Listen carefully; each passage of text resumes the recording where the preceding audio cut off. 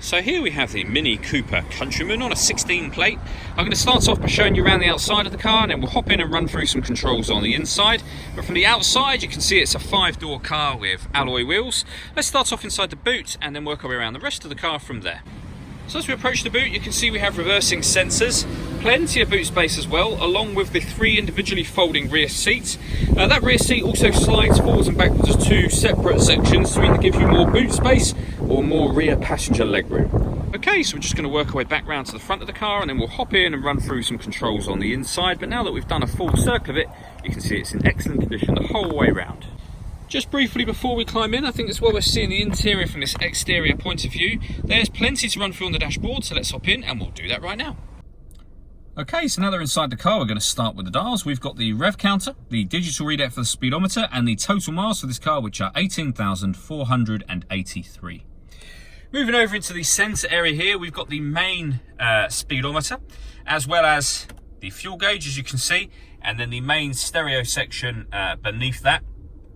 So you can change various bits of information along the bottom here. This button will enable us to change bass, treble, balance, fader. The mode button is where we can go from AM and FM radio to DAB, CD player, auxiliary input, and your USB inputs. That's all your different ways in which you can listen to music in this car. And if we press the menu button, that is where you'll configure your telephone for the car. Below that, we have the air conditioning. So you can turn it on, first of all, with the fan speed. You can determine the temperature, the direction of the air. When you're happy with those settings, that button turns the air conditioning on, and of course back off again. You can also recirculate the air that's in the car. That's a great way of heating it up or cooling it down quickly, depending on the temperature you set with this dial here.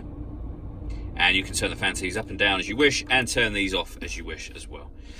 Beneath that, we can turn off the traction control with this button.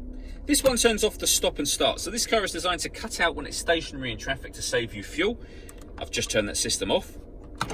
That will lock the car doors from the outside, and this button does the front and rear fog lights for the car.